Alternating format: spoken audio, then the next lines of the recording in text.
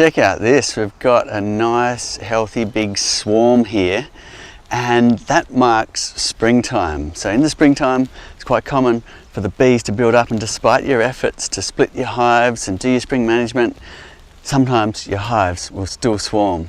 So what's happened here is the bees have kicked out the old queen from the hive and taken half the bees, and they've temporarily landed right here in a very convenient spot for us to shake this swarm into a box, and we can keep this colony. Now, if you are around your apiary a lot in spring, it's great to keep an eye out for swarms in case you need to get out there and catch them. Now look at this, we've got waggle dancers on the surface here, and what they're doing is communicating. They've already started the process of heading out. The scout bees will head off to different cavities, whether it be a tree or in a wall or wherever they can find, and they're measuring them, and they fly back, and then it's a democratic process to decide where to go to set up their new home, which is another quite extraordinary thing about these little honeybees. We've got beautiful pollen on their legs here as well, showing that some foragers were returning as the swarm was taken off.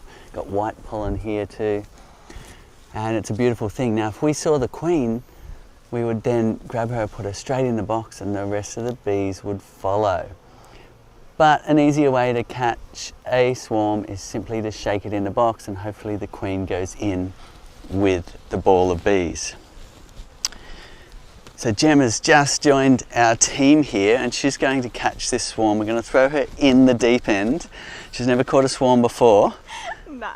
And it's an exciting thing and an exciting way to start a hive. Now, often the bee books say that swarms aren't aggressive.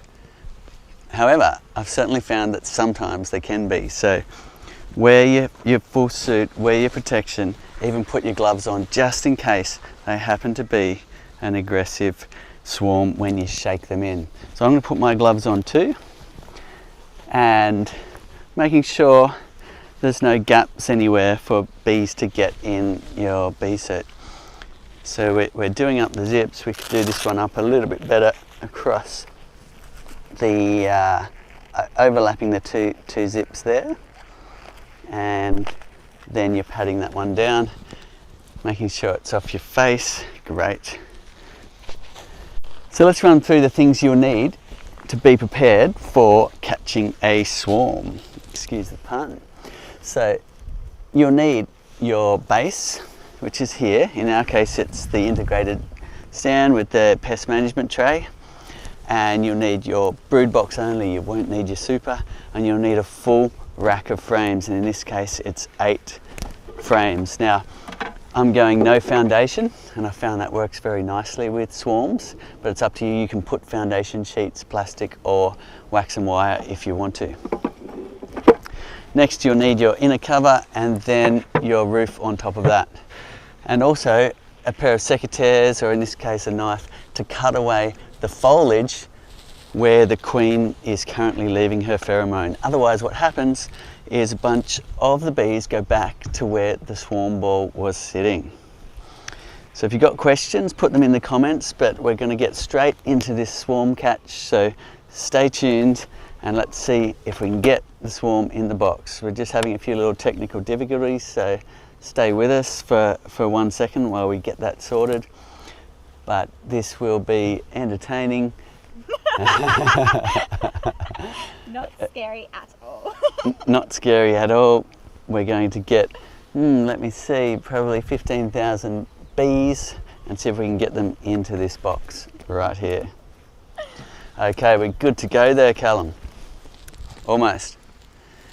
We just have a little issue, so stay with us while we get the... Just trying to get TikTok. Okay, we've got an issue with TikTok, but our other channels are streaming, so let's see if we can keep going with this swarm catch.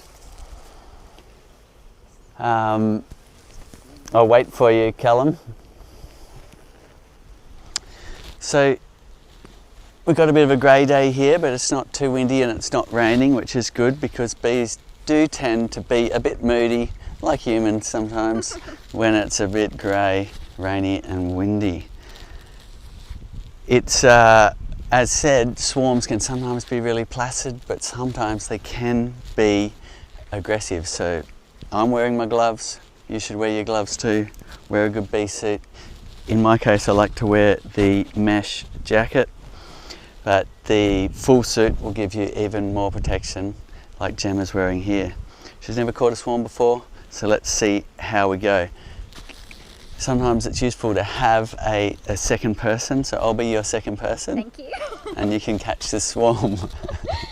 That's so unreal. Okay, so one of the first things we're going to do is make sure we've got our equipment. So we've got our base, we've got our brood box, we've got a full rack of brood frames. We can put the gabled roof aside for the moment. We'll need that later, and we'll put the inner cover aside for the moment. Next, what we're going to do is actually take out most of these frames. So all the center ones, just pull them out. In fact, it's a pretty big swarm. We need space to dump it in. We'll leave the last two.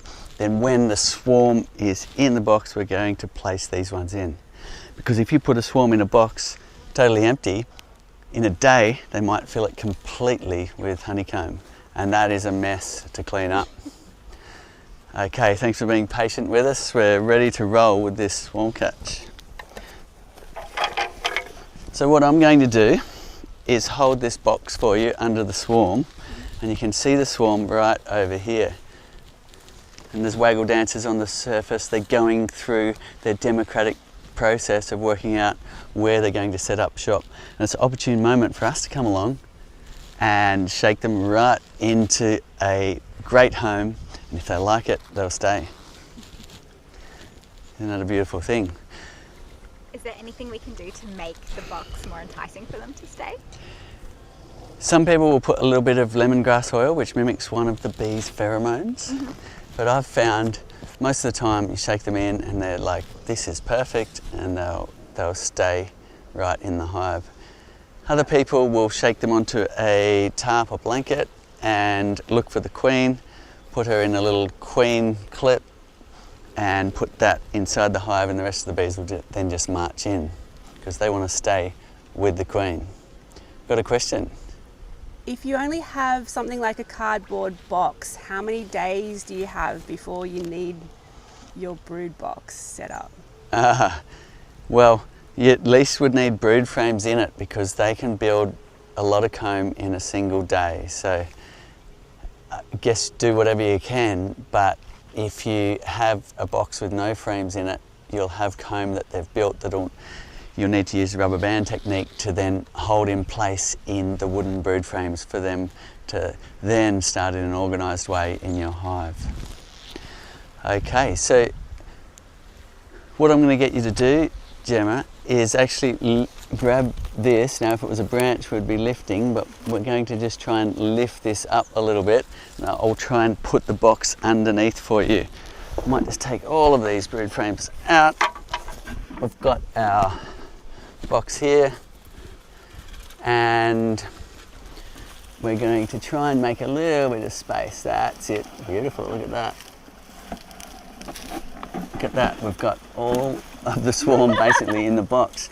Now what I want you to do is shake this really quite vigorously and keep shaking till all the bees are off. That's it. Keep going. Keep going. Okay. It's a little bit hard to get them off the last bits. Keep shaking.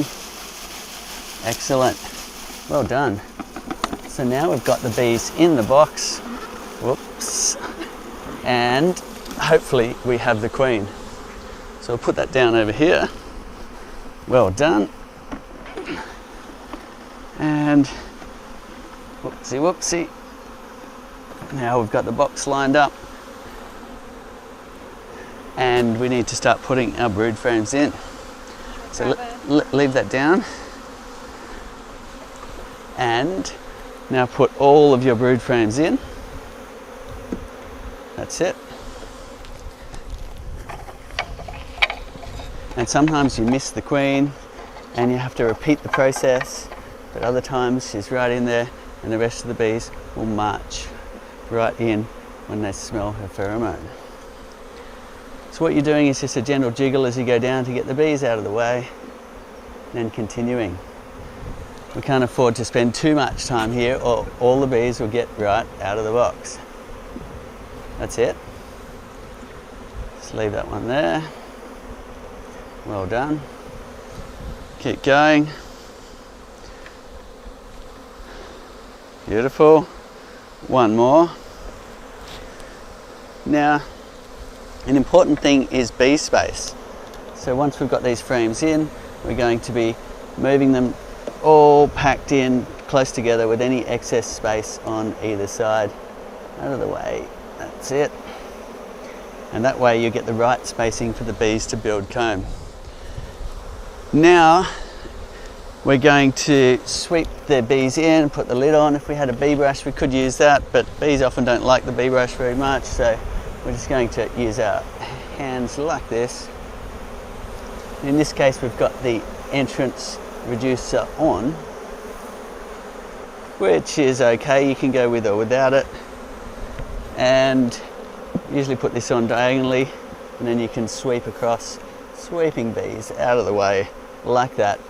And now hopefully the queen's in here, and if she is, the rest of the bees will make their way in.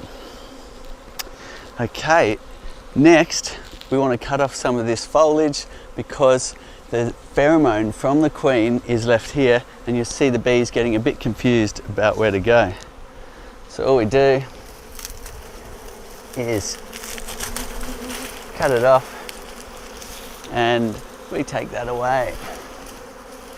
There's some more here. So anywhere where the bees were hanging, now sometimes you can't always do this, but often they're on a branch that you can cut or trim, and that will really help. Otherwise you get half the swarm returning to this location getting quite confused. Beautiful. Now you could put those right in front of the hive, but I found it often best to just throw them away. 20 meters away will do, and the bees won't find that. So now you can see a whole lot of bees arriving here. It looks like they can smell the pheromone of the queen. So that's a good thing.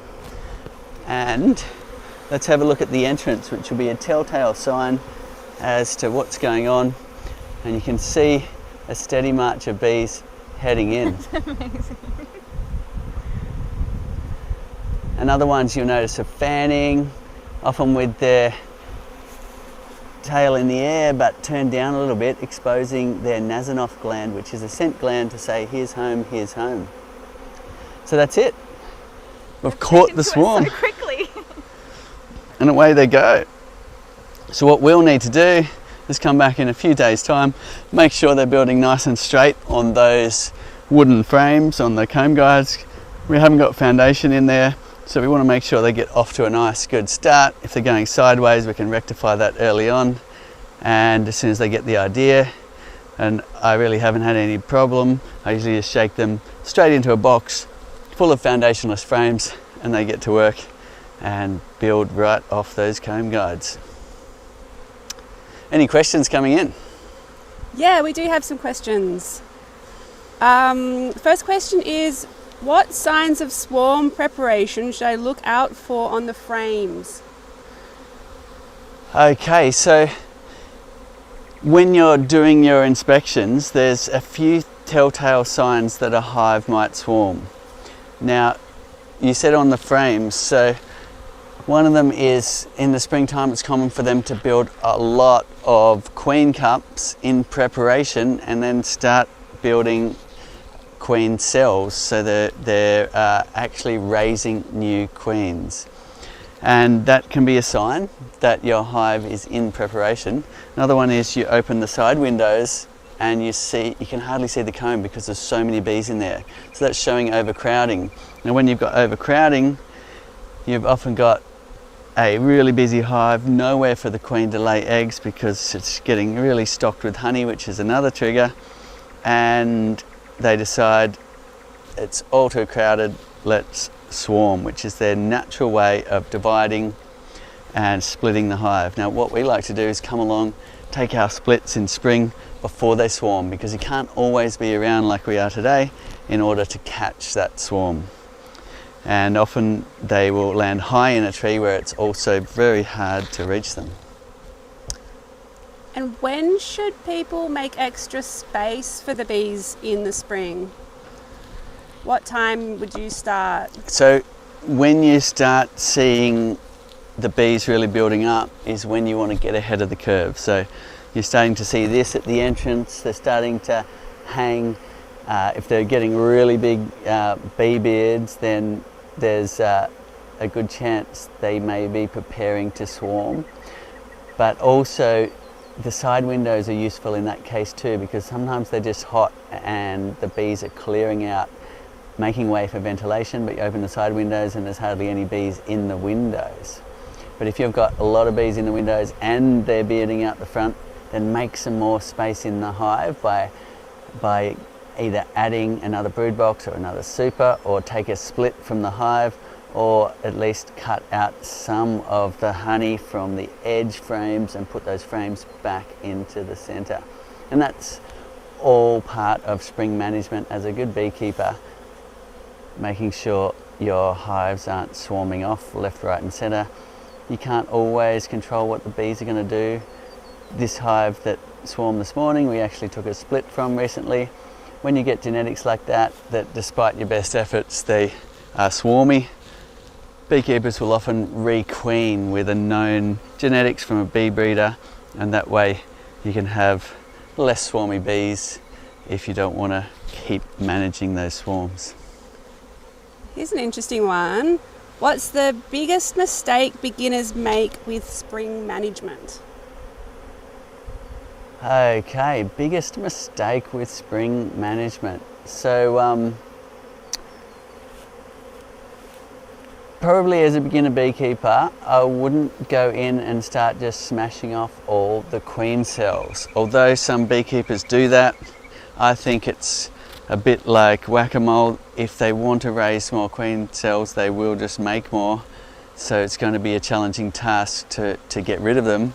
And as a new beekeeper, you may not pick up that your hive is actually queenless, and you might have smashed down their efforts to raise another queen. Okay, we have a question from, it says JSN. So when you catch a swarm, don't you need wax on the frames, on the brood frames? No, bees actually prefer an empty box. So they really don't like stickies. Often beekeepers will attempt to give them frames they've extracted in the conventional way, spun all the honey out of those frames, and they've got them sitting around anyway, and they go, we'll give that to the swarm. Swarms don't like it. That's not a good start for a swarm. You're better off with an empty box, or you can put foundation sheets in if you want to, either wax or plastic foundation coated in wax. So I prefer just an empty box, and the bees seem to like that, but you can go ahead and add foundation if you want to. The advantage of adding foundation is you're more likely to get nice straight frames out of the gate.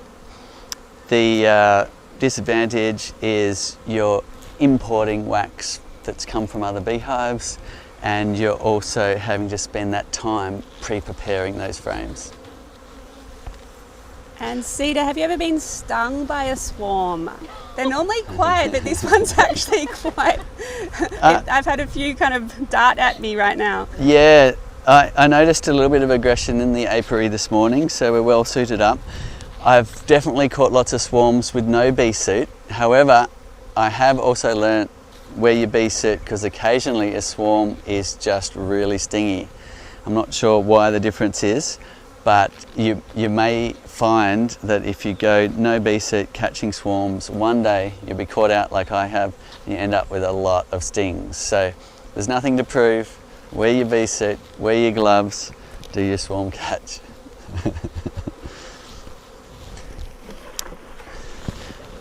So we can put on the little gabled roof now. That'll just give them another little layer of insulation from the sun beating down on the roof, and it'll also look cute here with its little red roof. There we go. You can see they're still marching in, so that's a great sign. They're going in what is a pretty small entrance with the entrance reducer on. We could take that off and they'd find that quickly. But we're still getting cold nights here, so I might just leave that on, give them a helping hand to keep their box nice and cozy. So we have more questions here. Should beginners try to catch swarms, or do they need professional help? That's always a question for you, and it depends on what personality type you are. Certainly it often is an initiation into beekeeping, and a way people do start by catching a swarm and putting it in your hive. Now if you're in springtime, there will be lots of swarms around, and often you can join online groups that will say, "Hey, there's a swarm here on such and such a street, does anybody want to come and get it?" And it is actually a way people do start, and the main thing is to protect yourself. Wear your bee suit, wear your gloves, give yourself a gentle start in beekeeping. And can I prevent swarming, or is it just a natural process? You can try and prevent swarming, and most of the time you will succeed.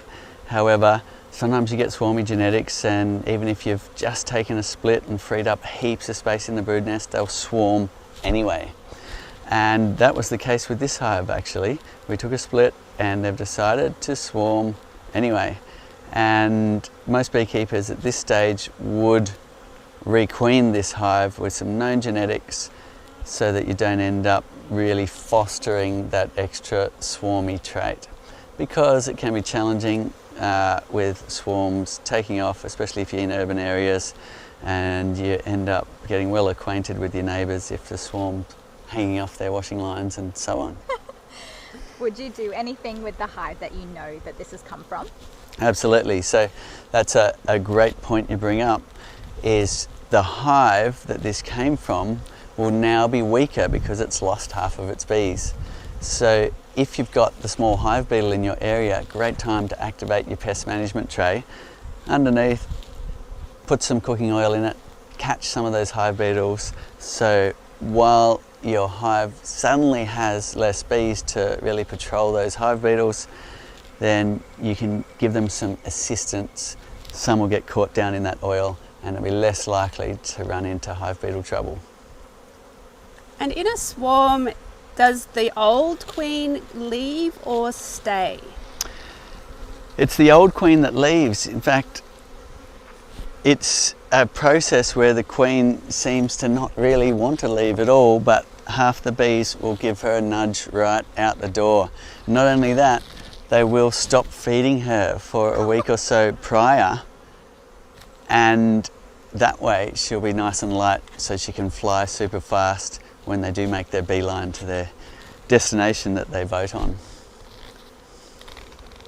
And what are the signs that they're about to swarm? So it's said that the big bee beard hanging down, like this is a small one, but they get big bee beards hanging down here. It's said that that's one of the telltale signs. However, I've found on hot days, half the bees will get out of the hive to make way for good ventilation, and they will look like a hive about to swarm. So if you open the side windows, if you've got your super on, then you'll be able to look in and see how many bees are in there and gauge whether, oh, okay, it's just a hot day, there's hardly any bees in the window, they're clearing out for ventilation, or the hive is packed with bees, you can hardly see the comb and they're starting to beard. Uh-oh, I better get ahead of the curve and take a split before they split themselves and swarm off. I can see that where we did catch them from, there was heaps of bees still over there, but there's less and less now. Is that the pheromones that are drawing them towards this? That's a great observation, Gemma. So if you have a look over here, if this cluster of bees was growing in size, we would say, let's try again because we didn't catch the queen and all the bees are heading back there. But the opposite is happening. There's only a few bees left. They're all smelling the pheromone of this queen and making their way, landing on the side of the box and trying to figure out where the entrance is. and they're slowly making their way around to the entrance, which is just here, and marching right on in. So it's a satisfying thing to get the queen in the box and watch them all slowly go in over the next half an hour or so. And how do they know to go to this hive and not the hive next door? So that's the unique pheromone of the queen. So they know which queen they have been with, and they will follow that scent. And that's partly why we cut away the foliage where they were hanging, because her scent was left right there on the foliage. And if we left it there, there'd be a lot of confusion as to where the queen was, and you'd end up with a lot of bees still over there. Is there a rule as to how far away, how long you should keep this close to where you caught them, or how far away you should move the box? So what I recommend doing is just either keeping the box close to where the swarm was so they can find their way in, and if you want to move it, either move it really early on in the first few hours, or what you can do is let them establish themselves and then move them at a later date. But what you don't want to do is let them orientate to this position and then just suddenly take the hive away, because a whole lot of foragers will be out to play and you'll lose them. So if you decide to just leave it in this position for a few weeks or more, then you would focus on the normal techniques of moving a beehive once it's established. Okay, we have another question coming through. What makes bees aggressive? Okay, so that's a natural defensive trait that I guess has evolved alongside things like bears who like to tear apart colonies and eat the brood and the honey. So you can see why they would evolve to really defend their colony and try and sting those bears on the nose. So we come along as a big mammal and we go to start pulling apart the hive, and their natural defenses will take over. Now what humans have done is selectively bred for more gentle bees. So if you want more gentle bees that are less likely to get defensive, then order your bees from a bee breeder who's really breeding for those traits. And if you want to change a hive that is more aggressive to a more calm one, like you often see us working here on the live stream, then you can order a queen from a queen breeder that's already mated with known genetics, and a month later all of these guard bees would have died out because they only live for 4 to 6 weeks, and you'll have a new genetic set with a completely different temperament. Now, if you are purchasing a queen, it'll come in a little cage like this. Now this hive already has a queen because the old queen leaves with the swarm, but you can buy queens in the mail that are already mated. They come with about 5 escort bees in a little cage like this, a block of candy at the end, and that's how you can change the genetics and the temperament of a hive. You can take the old queen away, wait a day, and then insert a queen from a breeder, and most of the time that works, and you'll have a nice, productive, calm hive. Okay, we have a question from Madeline. They put 5 frames of bees in a new flow hive and added 3 empty frames about a week ago. When should they do a hive inspection to see how they are going? Great, so it sounds like you've started with a nucleus and you've had 5 frames complete with all of the things a beehive has. You've got honey stores, pollen stores, brood. You've got a queen in there laying. You've put them into your brood box, and you're wondering how soon can you do your inspections. Now they won't leave once they've got their established brood, so you can go ahead and inspect that as often as you would like. So you can get in there and enjoy the process of watching them build their comb. And if you are going naturally drawn, so you're not putting the foundation in, it is a good idea to inspect early and often in the first month to make sure they're building straight on those comb guides, because it's easy just to adjust, get them back online, rather than come along later and have to fix them up with rubber bands and whatnot. And how long will you wait until you inspect this one? So I think it'd be a good idea. I mean, it doesn't really matter too much. We could inspect that tomorrow, we can inspect it next week, but I wouldn't wait too long because, as said, we want to make sure they are building nice and straight on those comb guards. So we'll have a look at that next week on the live stream if you want to check in and see how this little swarm's going. Okay, Morgan's bees seem to be honeybound in their brood box. What suggestions do you have? Okay, so honeybound's the term for when there's so much honey stored down in the brood box there's nowhere for the queen to lay. Now, the first thing to do, assuming you have your super on the top, is harvest some of the honey. And that way the bees can start moving some from the bottom to the top, which they'll do. However, if the season's already getting on and you really want to limit the chances of the hive swarming, then you can intervene by getting into the brood box. And if you're honeybound, you probably have only honey on the edge frames. You can take that away, or if you're using naturally drawn frames, you can just cut the comb right out there and put the wooden surrounds right back in the center, and that will really reduce that congestion. They'll be very quick to build some new comb, and that'll give a whole lot more space for the queen to lay, and that will really reduce that swarm trigger.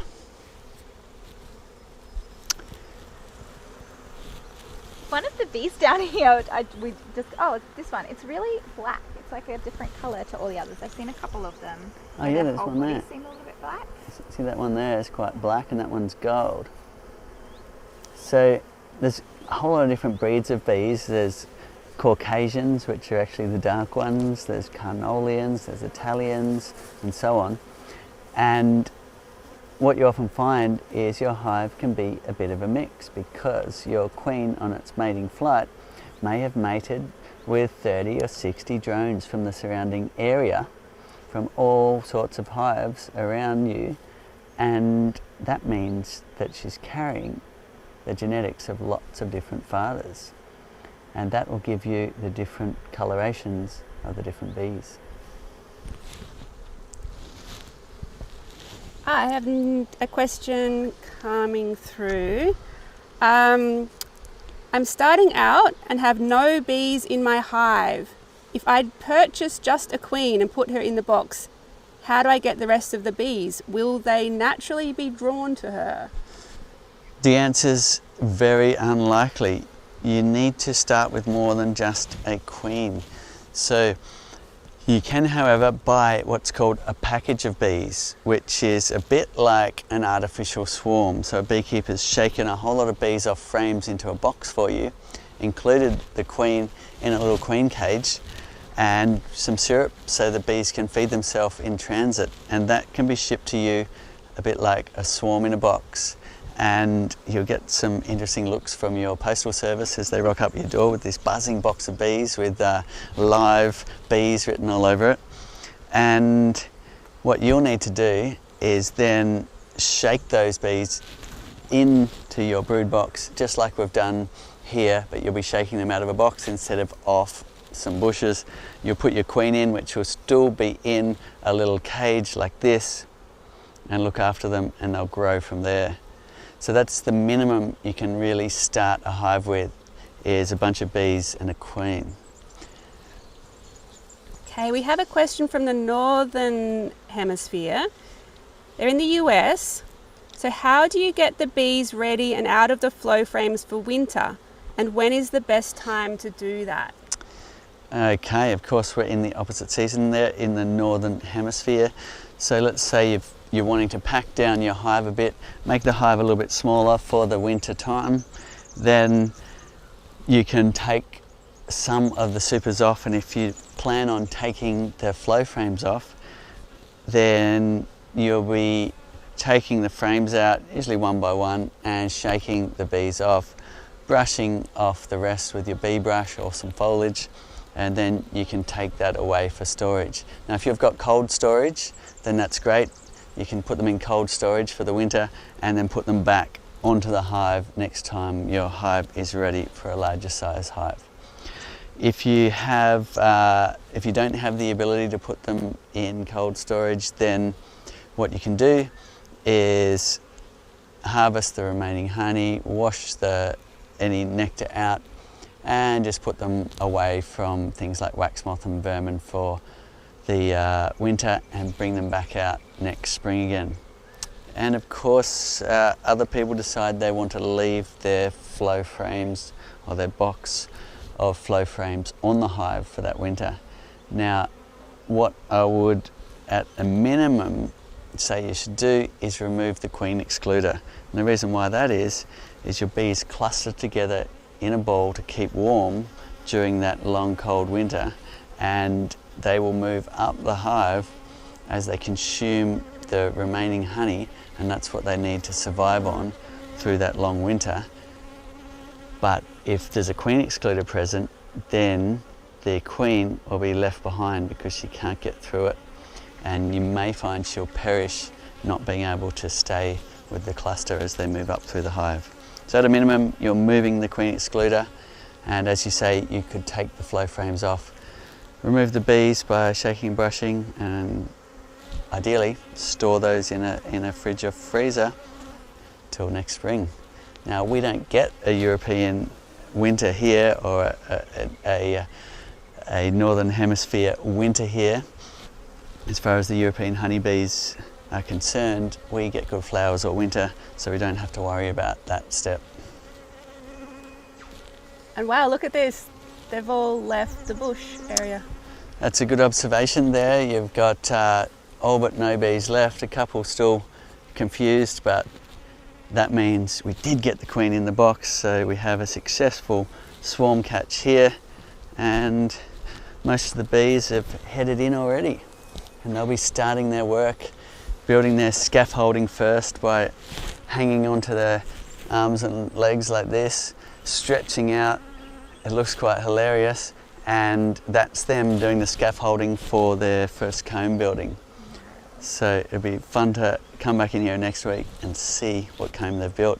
Definitely. Okay, this is a big question. What's your biggest advice for a beginner? Well, what we find is often you've got different learner types, right? Some that like to procrastinate and read every book they can get their hands on, go and do a course and so on, and that's totally fine. It just depends which way you want to learn. But often when people finally take the plunge and get their bees, they say, why didn't I do this 20 years ago? And it becomes just a beautiful part of their life, a part of their garden, connecting them to the seasons and the joy of looking after these incredible little insects that are part of our whole matrix of life, and importantly our human food chain. So my advice, and I'm the type of person who just likes to jump headlong into things, my advice would be get into it. It's getting your hive equipment is a great idea. You don't want to be caught ordering some bees from a bee breeder and not have a hive to put them in. So be prepared, get your hive box, and also if you've already got a hive, make sure you have the ability to catch a swarm if the spring is on its way by getting some more hive equipment ready. And if you have bears in your area, can you keep a hive?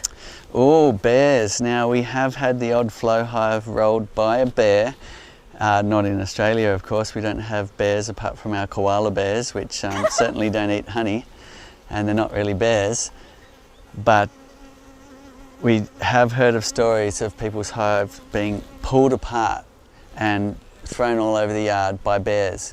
Now, if you have those in your area, you may need to protect your hive from them by either putting in an electric fence, and that's a common one. I have heard of people keeping their bees in sheds or even in old vehicles to protect them from bears, because the bears really love to eat the brood and honey. Okay, and do you recommend having a beehive at home? What happens if they swarm into the house? Okay, we certainly have a blossoming global community of beekeepers that are keeping bees in even in built up areas, on balconies, in high rises, rooftops in the cities, and in urban backyards. And it's a wonderful pursuit because it's not only has this enjoyable, never-ending kind of learning that goes along with observing the bees and watching how they're going and what they're up to, but also you've got the factors of pollination, of bees really pollinating the surrounding area. A single hive could pollinate 50 million flowers in a day, and it's super important that we have enough beekeepers to look after enough bees to keep that whole system going. And then you've also got, if you look after the bees, you get this incredible reward of honey, which everyone loves, and it's a great thing to share around, and a really good idea if you're keeping bees at home to gift some honey to your neighbours and keep them sweet. And should you plant flowers and herbs near the hive? You don't have to. The European honeybee, Apis mellifera, has an incredible range. They'll fly up to 6 miles, 10 kilometres. They'll normally stay closer, but that's the kind of area they're foraging over, and they are visiting millions of flowers. So planting a little flower patch won't do much for honey production, but why we like to do it is it really helps the little native bee species, which may only have a 100-yard kind of radius that they're foraging in. And you'll often see us in our flower garden up here, and you'll see little native bee species coming in, and that's a real joy and a nice educational piece as well. And they're really important. And planting flowers and leaving unkept parts of your yard and making little bee hotels is a great idea, because in the urban landscape that has sprawled out over the globe, we really need to bring back more habitat, so those species that really have a short range can then have stepping stones through that landscape and connect corridors to wild spaces again. Okay, we've got more questions coming in. In tropical climates such as Cairns, does the wet weather affect bee activity? Do I need to place the hive under a shelter? Okay, if you have the ability to place your hive under shelter, then that's a great thing. In some countries, they make whole little bee houses for their hives, which looks super cute. But the hive itself will last forever, just about, in terms of you won't have the elements beating down on your hive. So you'll see we've got a hive up on the veranda here, we've got one under shelter, particularly because on rainy days we've still got a show and tell we can do. But your bees will certainly appreciate some shelter. However, it's not necessary. You can also, of course, keep your bee hives out in the open like you see most people doing. Monica says, thank you for the amazing job that you do. My question is, do you need to add something inside the box to start other than the wood panels? Thanks, Monica. No, you don't. In this case, and I've done it many times, is you just put the wooden frames in as a guide for them to start building nice and straight. Shake the swarm in and they will get to work, and I've rarely had any trouble with that. However, if you are not using any foundation sheets in those frames, it's a good idea to check early on to make sure they aren't building sideways across those frames. And can you use Ultra Deck timber decking oil to seal your hive? Yes, the decking coats are often the ones to go for.